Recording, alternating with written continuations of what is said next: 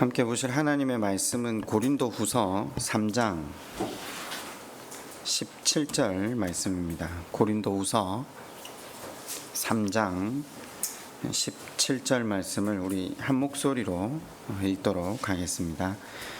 주는 영이시니 주의 영이 계신 곳에는 자유가 있느니라. 아멘. 설교 제목이 자유함으로 어디에 묶일 것인가. 지난주 우리는 신앙생활을 하면서 낙심하지 않을 수 있는 근거를 고린도후서 4장을 통해 살폈습니다. 낙심할 수 없는 이유가 우리 인생 전부가 하나님의 긍휼하심 안에 세워져 가고 있기 때문이라고 말씀을 통해 살폈습니다. 사도 바울은 고린도후서 4장을 통해 그 사랑을 이렇게도 설명합니다. 자기를 보니 자기 같은 사람을 하나님 자녀 삼아 주시고 나아가 사람을 살리는 영의 직분을 맡기셨다. 사실 이건 불가능한 일이라는 겁니다. 전적인 하나님의 긍휼과 그 사랑이 아니고서는 불가능한 일이 자신에게 일어났다라고 하는 거죠. 사도 바울이 이와 같은 하나님의 사랑을 절감하면서 두 번째로 우리에게 낙심하지 않을 이유를 이렇게 밝힙니다. 질그릇 같은 인생 가운데 하나님께서 자신 전부를 주셨다. 그걸 사도 바울이 두 번째 단락에서 하나님의 능력 때문에 우리가 낙심하지 않을 수 있다 이렇게 표현을 했는데요. 여러분, 하나님의 능력이 뭡니까? 하나님의 능력은 우리는 보통 하나님의 능력하면 항상 기적이나 표적을 떠올리잖아요. 그것보다 더 큰 능력이 성령이 뭐라고 합니까? 사랑이라고 합니다. 죄인인 우리, 질그릇 같은 우리 인생을 위해 당신 자신을 주시기까지 사랑해 주신 이 사랑이 하나님의 능력이라는 거죠. 왜 가끔 그런 얘기들 자주 하시잖아요. 신앙생활 하기가 참 어렵다. 아마 평생 우리가 입에 달고 살고 있는 말 아닐까요? 선택의 순간 앞에만 서면 어렵다. 근데 오늘 뒤에도 살펴볼 거지만 요나단이 나오는데 요나단은 왜 그 다윗에게 왕자리를 넘겨주는 하나님 말씀을 선택할 수 있죠? 요나단은 왜 쉽죠? 하나님 사랑을, 하나님의 능력을 힘입었기 때문에. 그게 성령의 능력을 힘입으면 우리가 왜 무슨 일이든 할 수 있다 하잖아요. 그 능력이 이 능력이잖아요. 그럼 그 능력을, 그 신앙생활이 쉬워지려면 그 능력을 깨달아야 되고 그 능력을 입어야 되는데 그 능력은 우리한테 늘 있잖아요. 늘 있는 거잖아요. 한결같이. 우리가 못 깨달을 뿐이지. 그럼 어떻게 하면 깨달을 수 있죠? 오늘 그걸 찾자는 거죠. 네. 우리가 지금 반복적으로 말씀을 통해 제가 설교를 반복하고 있는 게 아니라 성경을 읽으면 다 그 내용 바뀝니다. 읽으면 읽는 데마다 그 내용밖에 안 나옵니다. 다른 내용이 더 이상 나오지가 않습니다. 왜냐하면 하나님의 능력이 그거밖에 없거든요. 사도 바울이 지금 이 두 가지를 이야기하는 거죠. 그 긍휼과 그 능력, 그 사랑. 이게 있는데 우리가 어떻게 이 땅을 살아가면서 낙심할 수 있느냐. 그런데 이 두 가지 하나님의 능력, 하나님의 사랑, 이제 아직 하나 덜 배운 영광도 있는데 그걸 깨닫는데 아까 말씀드렸듯이 위에서부터 내리고 있거든요. 이걸 깨닫는데 필수적인 한 가지 요소가 필요하다는 거죠. 내 존재에 대한 바른 성찰이라는 거죠. 사도 바울은 그걸 질그릇이라고 표현했거든요. 질그릇됨을 깨닫는 정도만큼 하나님의 긍휼을 깨달을 수 있고 내 질그릇됨에 절감하는 수준만큼 하나님의 능력을 깨달을 수 있고 내 질그릇됨에 존재에 대한 정확한 인식만큼 하나님의 영광을 깨달을 수 있다는 거죠. 이게 필수적인 요소라는 거죠. 우리가 그래서 지난 시간 우리 질그릇됨을 한번 생각해 보았잖아요. 우리는 그냥 유한한 존재다. 그래, 진짜 질그릇 같은 존재 아닙니까? 온 세상에 지금 바이러스가 창궐하고는 있지만 눈에 보이지 않는 바이러스 하나 우리 몸에 침투해도 우린 그냥 흙으로 돌아갈 수밖에 없는 존재들 아닙니까? 그렇지 않아도 우린 매일매일 죽어가는 존재라고 이야기를 드렸습니다. 정해진 시간이 있고 우리는 모르지만 오늘 하루 산다는 건 매일 죽는 거 아닙니까? 온 주변에 전쟁의 소문이 풍성하게 우리에게 들려옵니다. 전쟁이 나거나 재해가 생기면 속수무책인 것이 인생입니다. 든든하게 우리 인생을 지켜낼 수 있다고 방비해둔 게 많지만 실은 생명에 관한 그 어떤 것도 우리는 아무것도 할 수 없는 존재들이라고. 피 한 방울, 물 한 방울, 공기 한 모금 못 만들어내는 인생들. 사도 바울은 그와 같은 인생을 질그릇이라고 정의하고 있습니다. 그래서 지난 시간 보셨던 고린도후서 4장 7절은 우리가 이 보배를 질그릇에 가졌으니 이는 심히 큰 능력은 하나님께 있고 우리에게 있지 아니함을 알게 하려 함이라. 질그릇 같은 우리에게 하나님이 담겨주심으로 하나님 우리에게 깨닫게 하고자 하는 것이 있다는 거죠. 내 능력이나 내 의지나 내 실력으로는 아무것도 할 수 없음을 통감하고 오직 그분과의 교제 속에서 우리에게 허락된 이 하루하루를 살게 됨을, 그분으로 인해 살게 됨을 깨닫게 해주시려고 하나님이 일하고 계신다라는 거죠.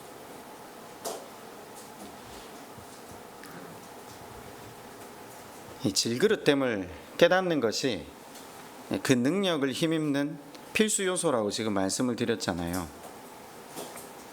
근데 사실 우리가 신앙생활하면서 제일 절망하는 부분이 뭡니까? 뭐 여러 가지 많은 문제가 있겠지만 저는 지난 시간 이 부분을 한번 말씀을 드렸잖아요. 예수를 믿어도 이 긍휼과 이 사랑과 그 영광을 덧입었음에도 불구하고 변하지 않는 내 자신, 이걸 대면하는 게 사실 우리에게 가장 큰 절망이거든요. 나는 왜 이렇지? 나는 왜 이렇게 잘 넘어지지? 나는 왜 이렇게 잘 넘어가지? 나는 왜 이렇게 잘 깨어지지?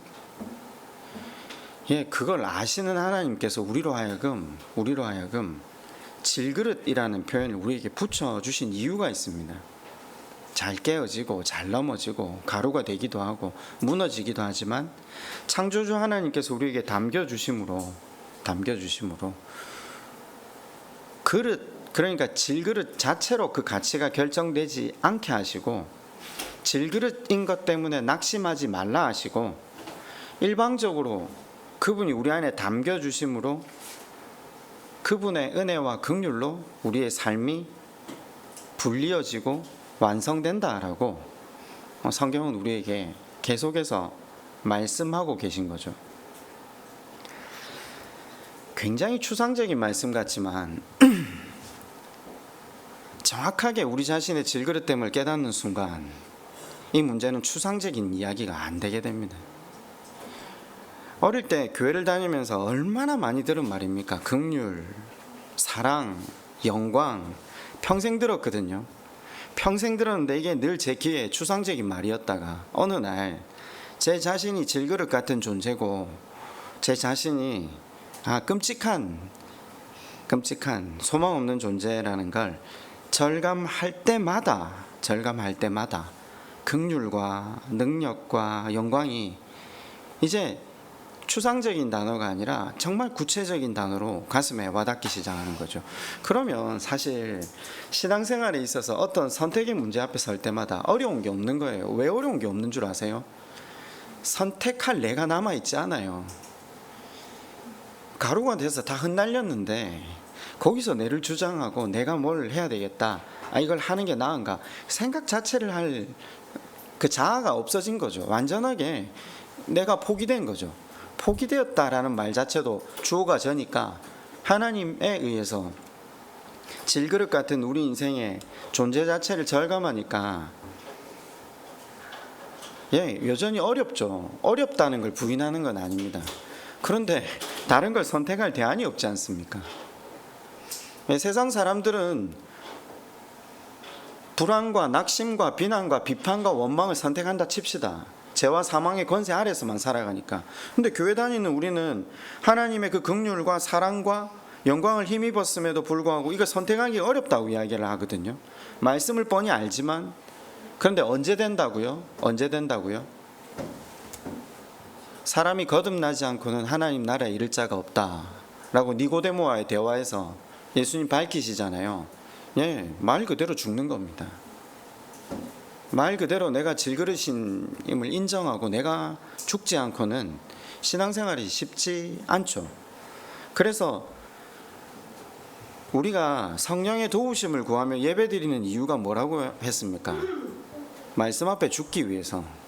로마서 12장 1절에 따르면 산제물로 나를 드린다는 표현이 아주 추상적인 표현이 아닙니다. 매주 말씀 앞에 나를 죽는 겁니다.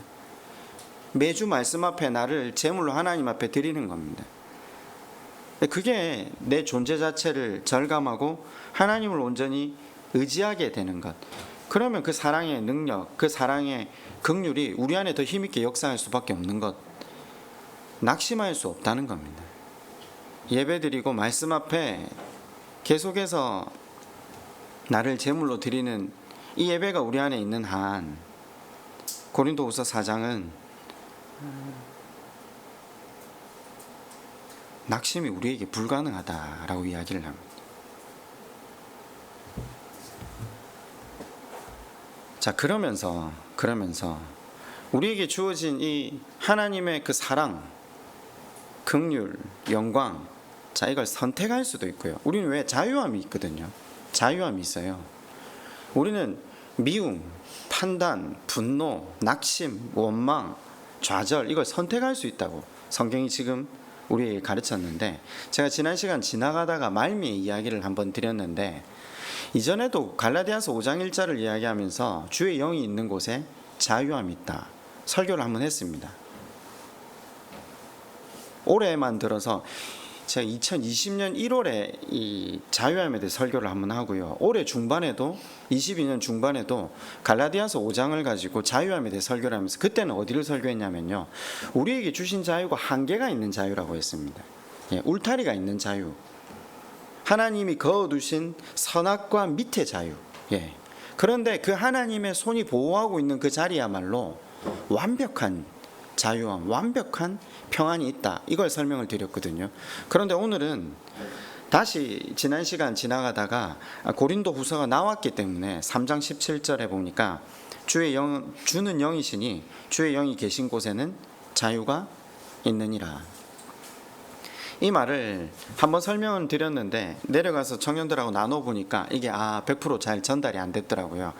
그래, 이건 다음에 고린도 후서를 하면 하자 싶었는데 언제 할지 모르니까 이 부분은 기왕 설교가 계속 이어진 김에 한 번은 설명을 하면 지금 우리 시점에서 이걸 이해가 더 쉽겠다 싶더라고요. 하나님의 사랑이 임했고요. 하나님의 사랑, 하나님의 능력, 하나님의 긍휼이 임했잖아요. 예수 그리스도를 통해서. 전에는 사망의 권세와 죄의 권세 아래 죄의 노예로 살았거든요. 근데 그때는 선택할 수 있는 게 부정과 낙심밖에 없었어요. 성경이 그렇게 이야기를 하고 있어요. 근데 예수 그리스도께서 이 땅에 오심으로 그 하나님의 긍휼과 능력을 힘입어 하나님 말씀을 선택할 수 있는 자유가 생겼다는 것을 고린도후서 3장 17절은 우리에게 말하고 있어요. 그러니까 자칫 여러분 이걸 잘못 오해해서 주의 영이 임하기만 하면 자유가 생길 거라고 생각하시는데, 그죠? 내게 하나님의 능력과 성령 충만이 있지 않아서 내가 자유함이 없다, 평안이 없다 생각하시는데 아니라는 겁니다. 신앙생활 이제 해보셨으면 아시잖아요. 주의 영이 일단 임했잖아요. 우리에게 임했으니까 주를 주로 고백을 하고 예배드리러 나온 거거든요. 거기까지는 주님의 일반적인 은총입니다. 그런데 성령 충만이 뭐라고요? 성령의 능력이 뭐라고요? 아까 서두에 말씀드렸잖아요. 변함없이 내리고 있는 이 사랑을 깨닫는 겁니다. 그런데 우리만 사랑하시는 게 아니잖아요. 지으신 모든 사람들을 하나님 사랑하시거든요. 근데 특별히 우리에게 지금 이걸 선택할 수 있는 자유함이 주어졌다는 걸 설명을 다시 한번 함으로써 우리가 어떻게 하면 이 자유를 가지고 우리를 그 하나님 그 말씀에 우리를 묶을 수 있을 것인가, 이걸 다시 한번 생각해 보려 하는 거죠.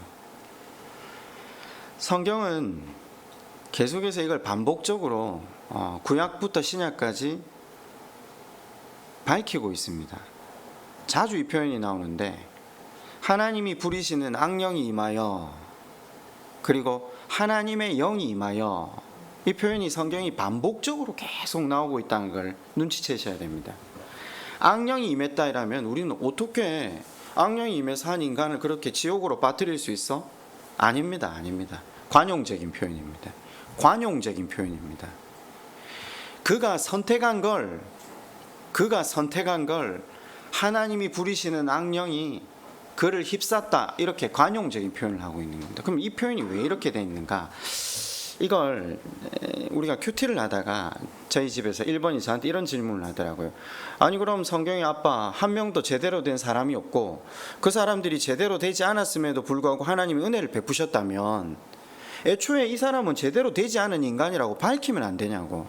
그럼 우리가 오해가 없지 않느냐고. 그잖아요. 아브라함도 제대로 되지 않은 인간이고 이삭도 제대로 되지 않은 인간이고 야곱도 소망 없는 인간이라고 밝히면 되잖아요, 성경에. 그런데 관용적인 표현이라고 제가 표현을 한 건, 하나님은 끝끝내 자녀들의 잘못을 직접 기술하지 않는 게 성경의 일관된 관용적인 방법입니다. 마치 지난주에 그 몇 주 전에 제가 설교를 하면서 예화를 하나 들었잖아요.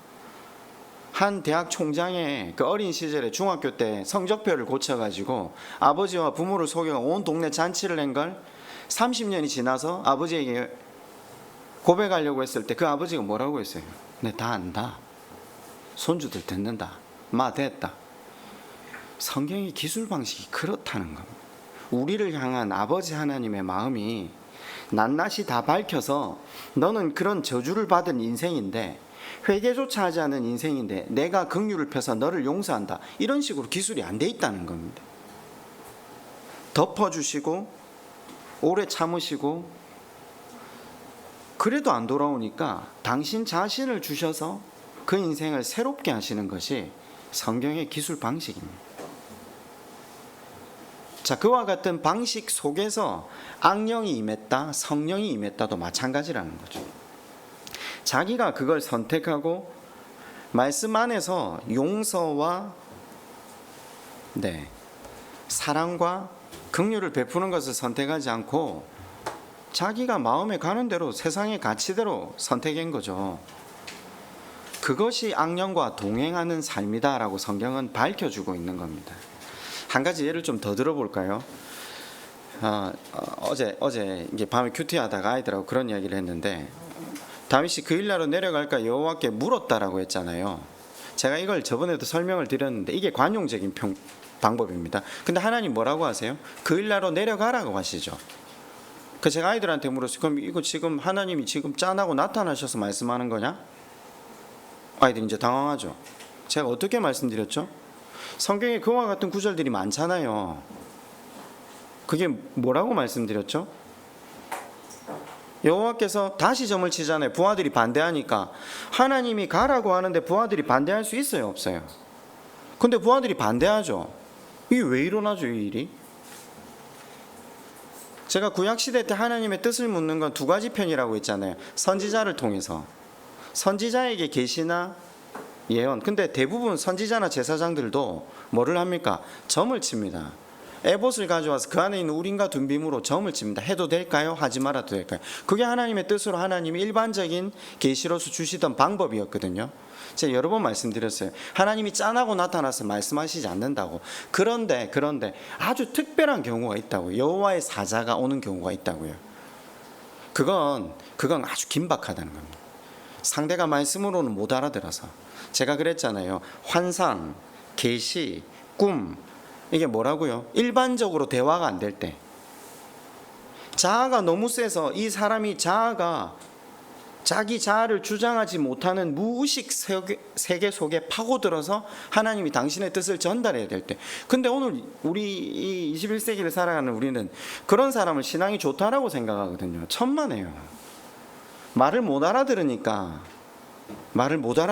하나님이 그렇게라도 역사하셔서 내가 살아있는 하나님 되심을 증거해야 되고 그쪽으로 가라라고 강압하셔야 되고, 그런데 성경은 강압이 없습니다. 주의 영이 임하거나 악령이 임했다고 해서 엑스터시처럼 그 사람을 둘러싸서 그 사람의 인격과 삶을 좌지우지하지 않습니다. 그게 자유함입니다. 성령은 또 악령은 끊임없이 설득해 옵니다.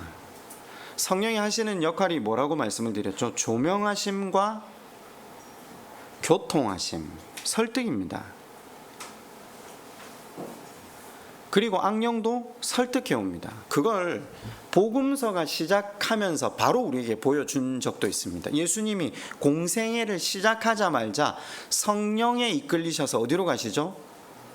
광야로 가셔서 하나님과 깊은 만남을 가지시고 난 다음에 그 다음 누구에게 또 이끌려가죠? 악령에 이끌려서 어디로 가죠? 돌을 떡으로 만들어 봐라. 높은 곳에서 뛰어내려 하나님의 기적을 일으켜봐라.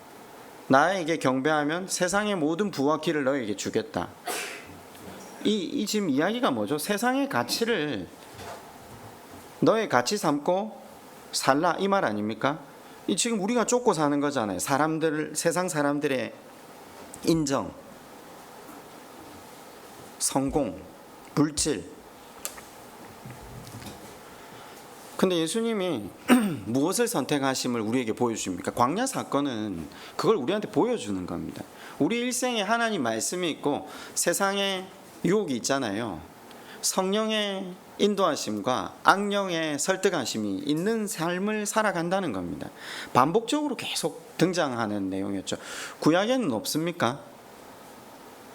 여러분, 이건 모든 사람에게 다 주어지잖아요. 우리 지금 출애굽기 배우고 있잖아요. 거기 나오는 바로도 마찬가지죠. 바로 왕은 이미 하나님의 능력을 경험하잖아요. 9가지나 되는 하나님의 표적을 경험합니다. 재앙이 아니고요, 표적을 경험합니다. 하나님의 사랑 아닙니까? 그런데 뭘 선택하죠? 여러분, 그 출애굽기 9장을 이렇게 읽다 보니까 그런 구절이 나오잖아요. 바로의 신하들 가운데도 여호와 하나님 그분의 능력을 믿으니 자신의 집에 가축 중의 장자와 자기 아들들을 문설주에 피 바른 집으로 옮겼다.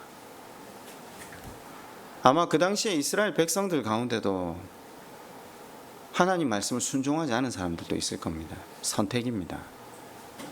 계속해서 주어지고 있다는 거죠. 우리가 큐티를 통해 지금 계속 사무엘서를 살피니까 거기에 나오는 이스라엘 초대왕 사울은 또 어떻습니까?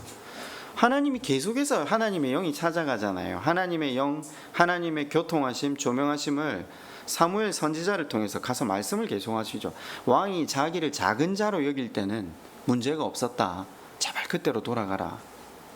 그 성경은 이렇게 돼 있죠. 자신을 하찮게 여길 때. 근데 지금 자신을 하찮게 여기지 않고 자기 중심으로 살아가는 지금 이 순간이 되니까 왕이시여 당신의 왕의 자리가 사라집니다. 경고의 말씀을 계속 주잖아요.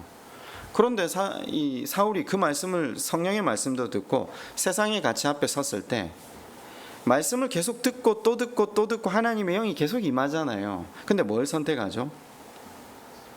세상을 선택하죠. 자기를 선택하죠. 왕자리를 선택한 거죠. 자유함이 있다니까요. 구약에 자유함이 없었던 게 아닙니다. 계속해서 하나님의 자유함이 있는데 지금 우리의 시절은 그것보다 더 큰 하나님의 은혜가 주어졌다. 그게 뭐죠? 말씀입니다. 성경입니다. 근데 문제는 우리가 이게 어렵다고 안 읽는 거죠. 예. 읽어도 무슨 뜻인가 모른다는 거죠. 지금은 좀 더해지는 것 같아요. 제가 요즘 아이들하고 이렇게 큐티를 하면서 느끼는 게 있는데, 우리 때는 그래도 지적 욕구, 추구가 사회적 문화였거든요. 책이라도 하나 더 읽자. 왜냐하면 그걸 읽어서 뭔가 좀 가치로운 것들이 무엇인가 찾는데 지적 탐구가 사회적인 분위기였는데, 지금 세대는 그 유튜브가 사회 대세죠. 생각 자체를 안 하는 게 사회 대세인 것 같아요. 생각을 해도 아주 짧은 문장으로 국한되니까 성경의 긴 문장을 읽으면 이거 덮어라. 생각을 할 만한 힘 자체가 길러지지 못한 세대 아닌가요? 뭐 단순하게 어휘 자체도 떨어지는 것도 이건 뭐 그냥 절대적인 문제지만 이해 자체가 얼마나 사단이 힘있게 우리 가운데 역사에서 매주 선택하게 하잖아요. 책을 읽고 성경을 읽고 생각하는 힘을 늘려서 내 하나님에 대한 이해를 넓혀갈 건가 아니면 그냥 유튜브나 볼 건가. 제가 표현 유튜브래 죄송한데 매일 선택하는 게 그거면 우린 생각 없이 그냥 살아가는데 이제 그 세상의 논리에 설득되는 걸 아주 당연시 우리를 내어주는 거잖아요. 우리 집에 큐티책이 있는데 큐티책을 보고 오늘 이 하루를 어떻게 살 걸 선택할 건가. 이게 우리한테 매일 주어진 선택 아닙니까? 그냥 내가 내 마음에 원하는 대로 내 눈이 원하는 대로 내 보고 싶은 걸 보고 살 텐가. 성경에서 우리가 어렵다고 말하는 하나님 말씀을 선택했던 인물 중에 저는 일단 탑 클래스 1번으로 치면 무조건 요나단이 떠오릅니다. 무조건 요나단이. 사무엘서 20장은 살면서 저 인생의 가장 큰 충격이었던 장이기도 합니다. 요나단은 그냥 충격입니다. 그럼 요나단을 통해서 어떻게 요나단은 이 선택이 쉬울 수 있었는가? 자기에게 주어진 자유함을 가지고 하나님 말씀에 자기를 묶을 수 있었는가? 이걸 한번 살펴보려고 합니다. 우리가 이 설교를 들었기 때문에 좀 간단하게 생각해 보면 하나님의 말씀이 그러니까 사울이 왕을 폐위하고 그 다음 왕을 누구로 삼는다고 들렸습니까? 다윗을 삼는다. 자, 이건 소문으로 들었을 겁니다. 분명히. 안 그랬을까요? 요나단에게 직접적으로 하나님 나타나셔서 말씀하시지 않으니까 그 앞에 했던 일들을 들었고 다윗을 만났고 다윗이 행하는 일을 보니 하나님이 너와 함께 한다는 걸 그가 몇 번 고백하거든요. 아, 주의 영이 이 사람과 함께 하구나. 여러분, 그러면 주의 영이 함께 한다는 건 뭐죠? 이제 다시 한번 이야기해 봅시다. 정의를 한번 해보십시다. 요나단이 보았을 때 다윗과 주의 영이 함께 한다는 것은 뭘 근거로 할 수 있죠?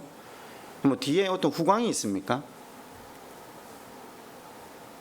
이 고린도후서를 보면 지금 방금 모세의 얼굴의 후광을 이야기하는데 이것까지 자세하게 설명할 필요가 없는데 지금 이게 아주 굉장히 중요한 힌트거든요. 그런 게 아니라는 거죠.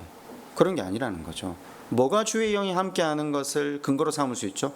그가 사랑을 흘려보내고 긍휼을 흘려보내고 악을 선으로 갚고 있는 걸 보면서 주의 영이 그와 함께 임한다는 걸 안다는 거죠. 그런 다윗이 왕이 된다고 합니다. 그러면 일반적으로는 우리가 이렇게 생각할 수 있잖아요. 차기 대권 주자는 누굽니까? 요나단입니다. 왕자이기 때문에. 명실상부 사울 왕의 아들이고 궁궐에서 왕자로서 다음 대권 주자로서 교육을 받은 사람이거든요. 그런데 최고 지도자 훈련은커녕 양치기잖아요. 기껏 해봐야 골리앗 하나 죽인 공 외에는 이름 없는 가문의 목동 출신이거든요. 그렇다고 요나단에게 신앙이 없습니까? 요나단은 그 전에 다윗보다 더 큰 공을 세웠잖아요. 혼자 적진에 들어가서 이스라엘 군의 도움 없이 블레셋을 무찌르죠. 그때 하나님의 영이 임해서 그 적진에 있는 사람들이 서로 죽이고, 그래서 이스라엘 사람들은 지나가면서 죽은 사람들 그리고 패잔병을 쫓은 일밖에 없거든요. 그 모든 일을 누가 했죠? 요나단이 했습니다. 요나단에게도 임해 있는 하나님의 그 영광, 능력을 힘입어서 하나님, 저도 신앙이 있는데 왜 제가 아니고 쟤죠? 물을 수 있는 것 아닙니까? 굉장히 단순한 거 아닙니까? 왜 나는 아니고 왜 저 사람입니까? 만약에 자기가 신앙이 없다면 저는 비교할 수 있다고 생각해요. 그런데 이 시점에서 볼 때는 저는 절대적으로 요나단이 신앙이 훨씬 좋다고 생각합니다. 다윗은 지금 제가 그때 설교할 때 한번 말씀을 드렸는데 상황 파악이 지금 잘 안 된다고, 그 말을 통해서 사울 왕과 자기 사이에 죽음이 있다 이렇게 표현을 했는데, 아니요, 하나님의 능력 아래 있죠. 근데 요나단은 그것까지 볼 수 있는 눈이 있거든요.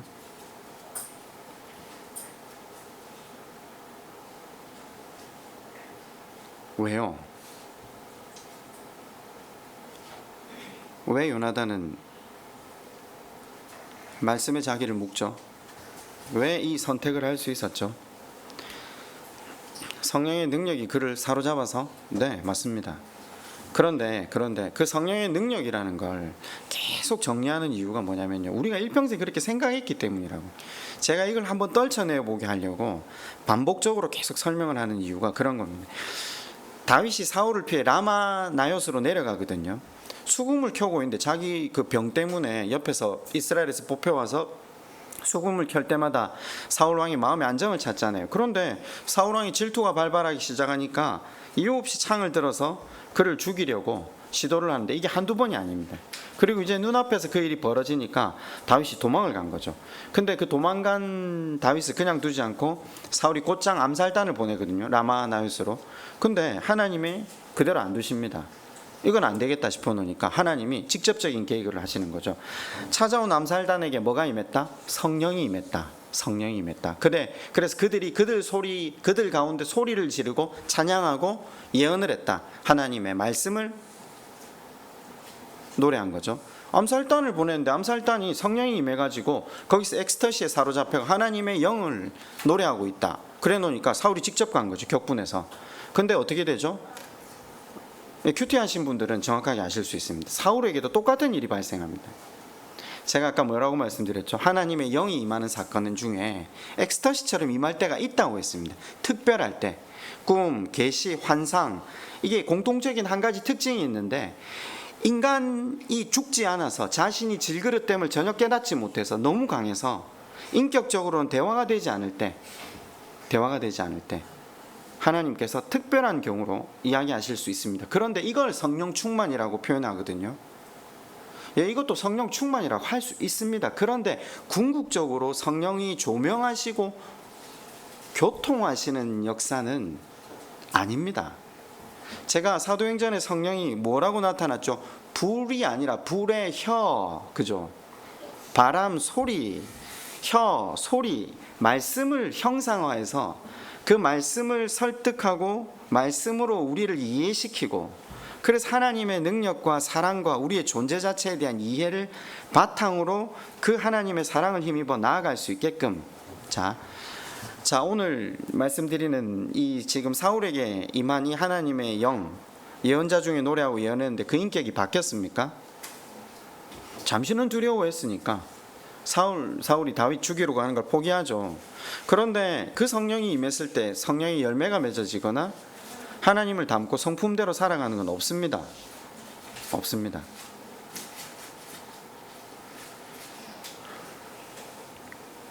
어떻게 해서만 가능하다고요? 성령의 능력을 힘입어야 됩니다.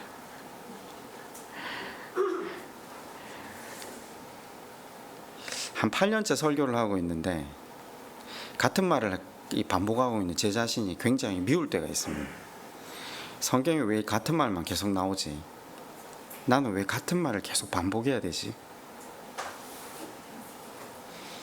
여기 교회 왔을 때 제일 먼저 레위기 1장을 설교했거든요. 나를 산제물로 하나님 앞에 드리는 예배가 되지 못하면 우리 구원을 이룰 수 없다고. 내가 제물이 되는 예배가 반복되지 못하면, 그 작업을 통해 성령과 동행하는 삶을 살지 못하면 우리의 삶은 계속 어려울 수밖에 없다고.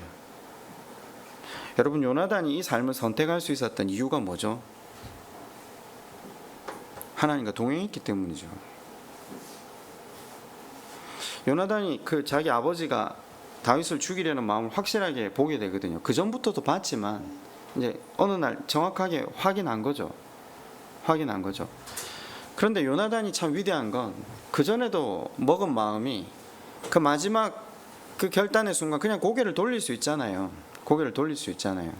우리 인간이라는 게 굉장히 복잡 다단한 존재거든요. 우리가 굉장히 현실적인 존재잖아요. 현실의 문제가 우리를 건드려 올 때 우리가 누군가 나를 조금만 불편하게 해도 그 사람과 관계를 못 맺는 게 우리거든요. 나랑 상관이 없는 사람임에도 불구하고 그 사람의 인품이나 신앙이 좋지 않을 때는 우리 그 사람 아예 안 만나려고 하거든요. 이 사람의 특징이에요. 그런데 그 사람으로 인해서 내 삶에 무언가 불편한 일이 생기고 손해를 보고, 아니 지금 다윗과 관계 속에서 다윗을 인정해버리면 손해 수준이 아니라 자기 삶 전체를 그 사람에게 넘겨줘야 되거든요. 요나단이 다윗과 관계를 취소할 이유가 뭐가 있습니까? 계속해서 이 사람 순해서요?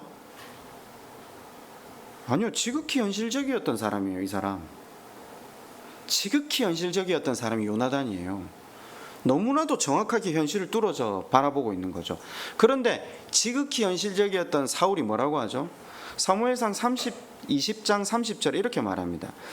요나단에게 화를 내며 그에게 이르되 패역무도한 계집의 소생아, 네가 이새의 아들을 택한 것이 네 수치와 네 어미의 벌거벗은 수치됨을 네가 어찌 알지 못하냐. 이새의 아들이 땅에 사는 동안은 너와 내 나라가 든든히 서지 못하리라. 그런즉 이제 사람을 보내어 그를 내게로 끌어오라. 그는 죽어야 할 자니라. 사울이 엄청나게 화를 난 거죠. 니는 현실직시 못해? 나는 네가 무슨 생각으로 사는지 모르겠다. 다윗이 죽어야 네가 왕이 될 수 있어. 우리 경상도 말로 치면 엉성스럽단 일을 보면 뭔 생각하고 사노 지금 그 이야기잖아요. 자기는 안간힘을 지켜서 이 자리를 지키려고 하잖아요. 근데 요나단 아들은 원수를 돕고 있는 거거든요. 여러분, 제가 사울이 현실적이라고 했습니까? 요나단이 현실적이라고 했습니까? 요나단이 더 현실적입니다. 하나님이 현실에 역사하고 계신다는 걸 요나단은 알았기 때문에, 이 현실이 내가 아무리 날고 뛰고 계산하고 내가 원하는 대로 애를 쓴다 할지라도 내가 원하는 대로 되지 않는다는 걸 요나단은 아는 겁니다.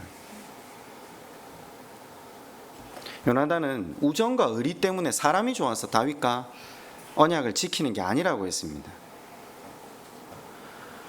아버지가 그렇게 목을 메고 있는 그 권력, 그 돈, 그 성공, 그것보다 더 귀한 것이 자기에게 있기 때문입니다. 더 귀한 게 뭡니까? 하나님입니다.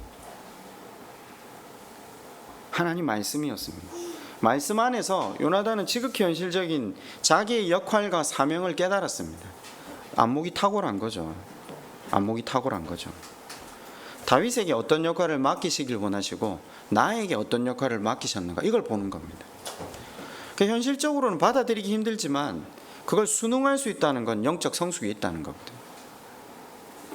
유리한 입장이잖아요. 권력도 쥐고 있고 왕자거든요. 권력을 포기할 이유가 없는데 이건 순수해서가 아닙니다. 지혜롭고 성숙하고 영적으로 탁월했기 때문에 그 흐름에 자기를 맡겼던 거죠.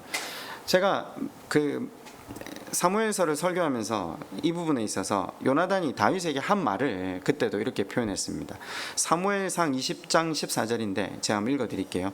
너는 내가 사는 날 동안에 여호와의 인자하심을 내게 베풀어서 나를 죽지 않게 할 뿐 아니라 여호와께서 너 다윗의 대적들을 지면에서 다 끊어버리실 때에도 너는 네 인자하심을 내 집에서 영원히 끊어버리지 말라 하고, 이에 요나단이 다윗의 집과 언약하기를 여호와께서는 다윗의 대적들을 치실지어다 하니라. 다윗과 언약을 맺으면서 요나단이 무엇을 근거로 지금 언약을 맺고 있습니까? 이게 핵심입니다. 자, 우리가 무엇을 근거로 신앙생활을 하면 신앙생활이 쉬워질 수 있는가? 이게 핵심입니다. 사무엘상 20장 14절이 이 근거를 밝힙니다. 이 근거를 밝힙니다. 자, 다시 읽어드릴게요. 그냥 들어보십시오. 너는 내가 사는 날 동안에 여호와의 인자하심을 내게 베풀어서, 여호와의 인자하심이 이 언약의 근거가 됩니다. 정말 중요한 게 한 가지가 있는데 지금 이 구절을 딱 읽어보면요, 저는 옛날에 좀 착각했던 게 있었어요. 아, 요나단이 감정이 호소하는가?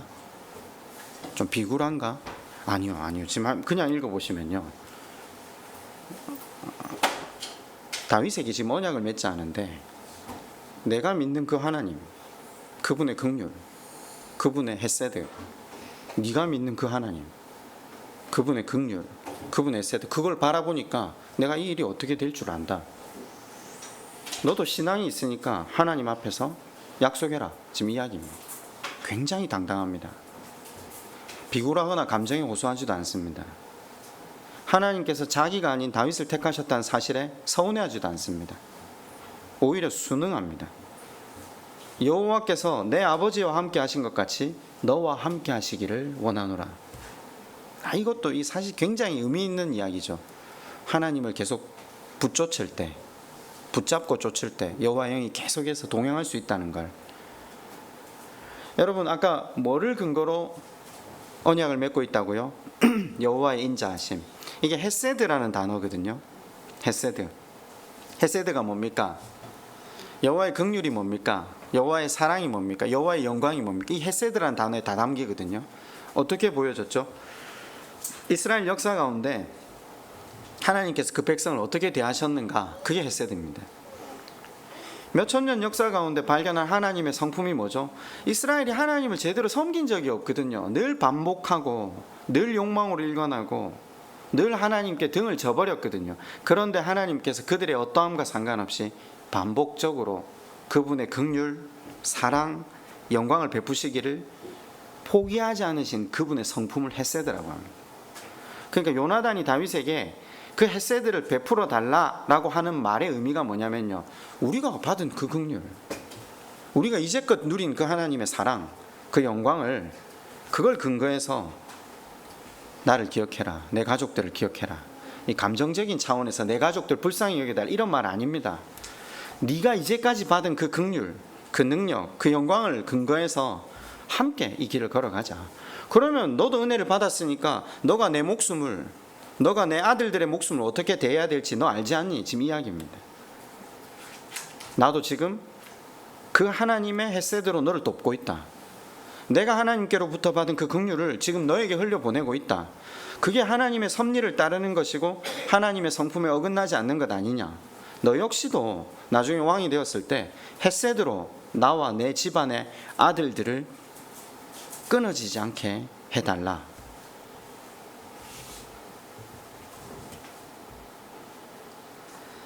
말씀을 맺겠습니다.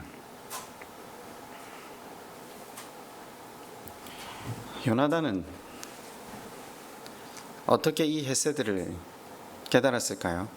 어떻게 이 주님의 능력을 깨달았을까요? 우리가 신앙생활하면서 이 하나님의 긍휼, 영광, 사랑, 이 능력을 깨닫는 유일한 방법은 우리가 질그릇됨을 아는 겁니다. 사도 바울은 고린도 전후서를 통해서 계속 그걸 강조합니다. 우리 자신이 어떤 존재라는 것을 깨닫지 못하면 성도님들, 이 사람과 나 사이를 묶는 근거가 헤세드가 되지 못합니다. 부디 성령의 도우심을 구하며 나아갑시다. 매주 드리는 예배가 하나님 앞에, 내가 말씀 앞에서 죽고 내가 제물로 드려지는 예배가 쌓여가서 하나님 그 바라시는 거듭난 삶, 온전히 주님만 의지하게 되는 그 삶으로 나아가게 해달라고 우리 시간 그렇게 하나님 앞에 함께 한번 기도드리겠습니다.